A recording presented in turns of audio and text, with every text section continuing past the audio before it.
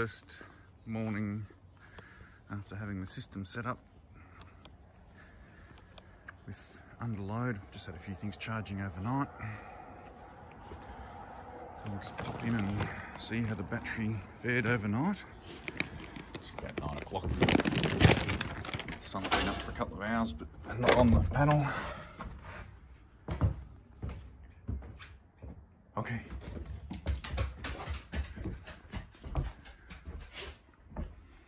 Sitting at 13.6 volts.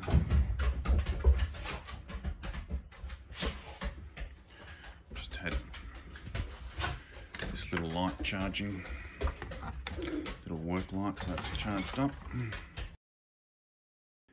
So I've installed these power meters, eBay, about 17 bucks each. Currently, that one's going to do the solar panels back into through there. I've put that out there so I can unplug the solar panel if I need to, just with some Anderson connectors. That comes up here on the left into the inputs for the panel. Another Anderson connector there that goes up to the panel, which goes up behind up into the roof. Battery down through the floor. Now this one is going to be the output, and I'm going to put a fuse box over here. Still waiting on that, but currently the battery's at 13.07. It's been dark now for about 6 hours, and the only thing currently powered by the battery is this. It started at 13.12 and it's now down to 13.07. So it's an old second-hand four-wheel drive battery, so you can't expect too much, but you know, we'll see once we get a bit more load on it. The panel is in full sun. Mind you, it's nearly the shortest day of the year, so start of winter, it's sun's pretty low and not got much oomph to it. So with that, it's running at 22 volts thereabouts, providing about the same as it was in the shade. So I guess there's no load, so it's not drawing much. Maybe we'll compare it when we get some load. So the first of my accessories have arrived. 10 6 LED lights, 12 volts. I think they're used for side runner rails on trailers. So we've got full battery basically, and we'll just turn this on. I've just temporarily connected up one light just to see how bright they are. We'll turn it on.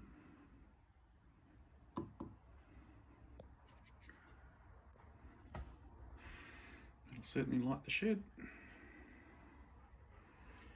And it's drawing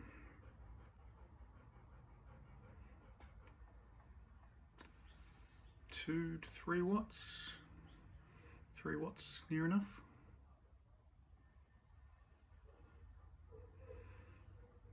.2 amps. Pretty happy with that. Now I can run in all the wires into where I want them. One there, a couple over here facing down at the map, back on these beams, and one up here somewhere. And I can wire them all up so that when the fuse box comes in, I'm ready to go. I like it. So I have fitted off the LED lights.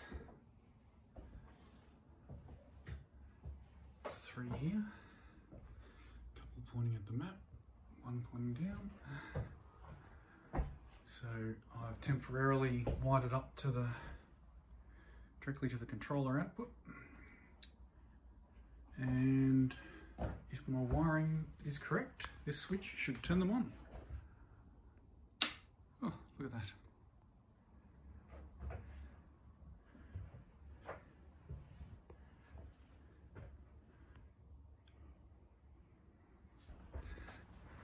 Nice. And if one was drawing 3 watt, we've got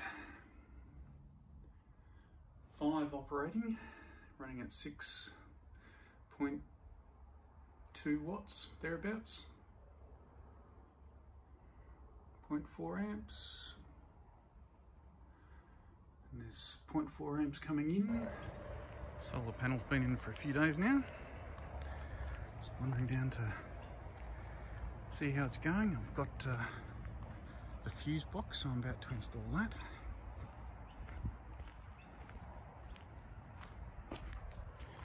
Pond hasn't progressed, I need to get a liner for that.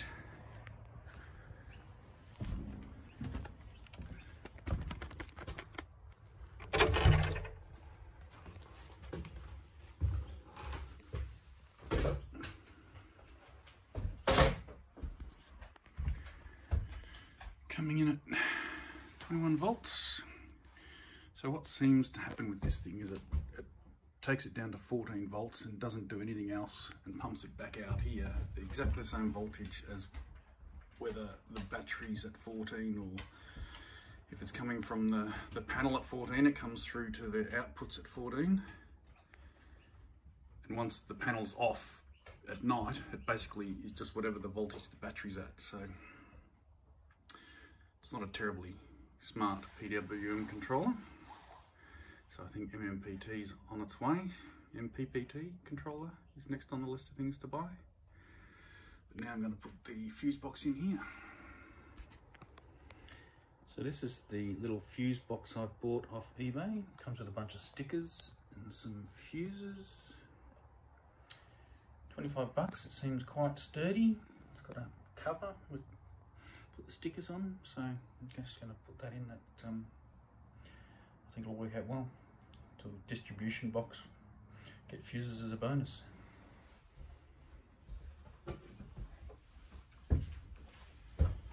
Turn off all this circuitry here just by pressing the power button on the PWM controller.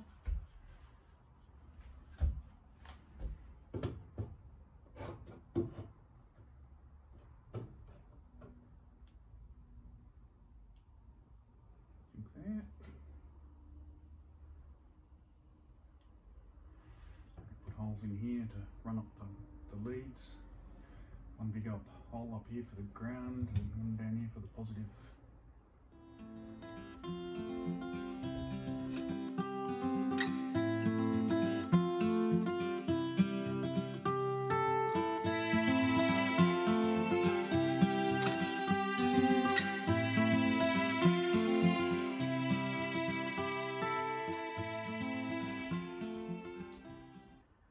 I did learn that when you're crimping these, you put the pointy end in here away from the join in the bottom. That way you get a good firm connection away from the split.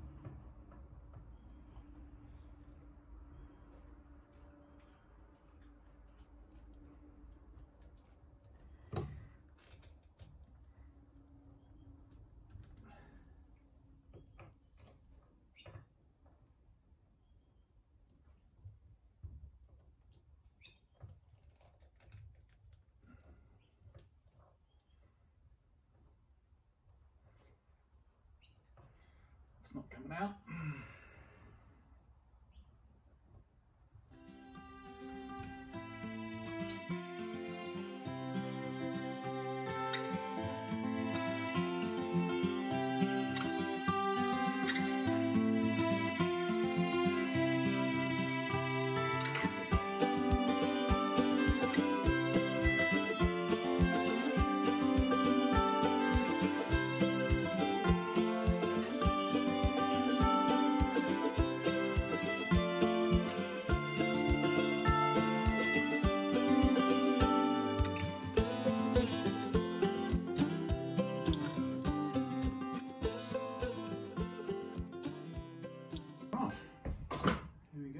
Test that out now.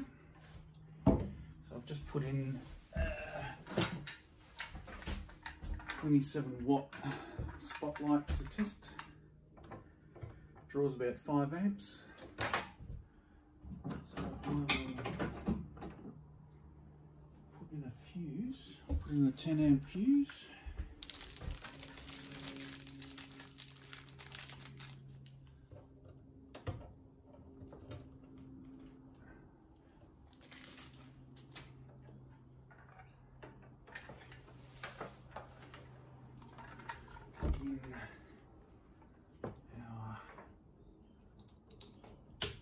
Plug and turn it on. I like it. I'm going to mount this one up here somewhere, point back into the shed. I've got the low power lighting that draws 5 watts, but this is just to shine on the map if anyone wants to look at the map at some point. So I'll mount him up there later. Turn it back off.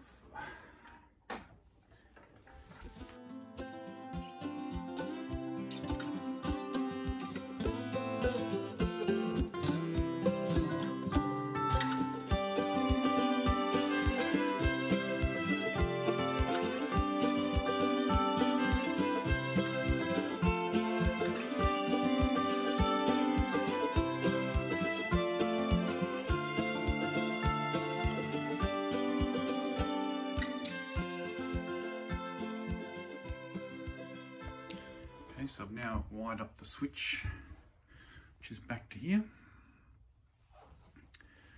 Put a fuse in for that circuit, which is basically all of this stuff here. Wired up through here, the switch and the lights. Lights up here, and so when I turn on the switch now back here, on come my main cabin lights. They're not very bright, but they give just a low level, low power lighting when you don't need anything that's too bright. For that, I'll use the spotlight. Now put a switch in for the spotlight. Just turn it off again. Unplug. Now install the switch here. I've got a 6 gang switch somewhere.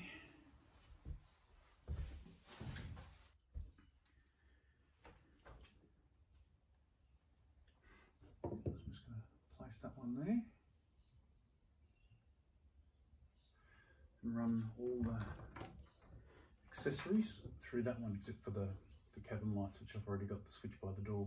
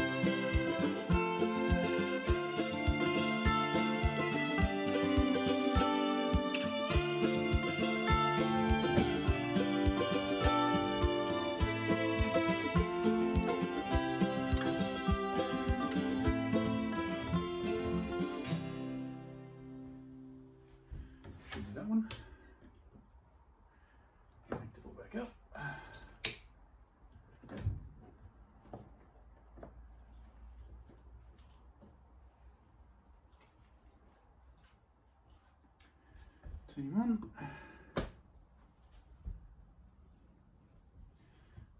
No draw. Turn on the internal low voltage lights. Goes up to 6 watts. Nearly 0.5 of an amp. Turn that one off. Turn on the spotlight.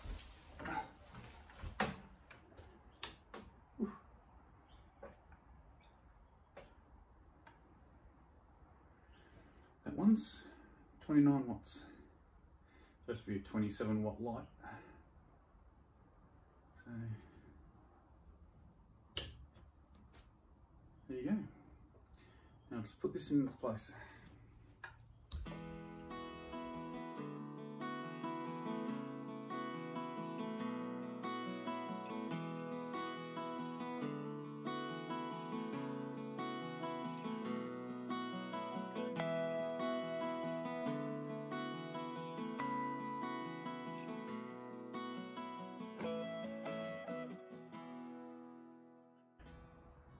Everything's back together again. Walls are all on. Lights are in. Low power lights and spotlight. And turn him on. Spotlight. Pretty much on the map. Good enough. Dogs. Turn that off again. And the ceiling lights.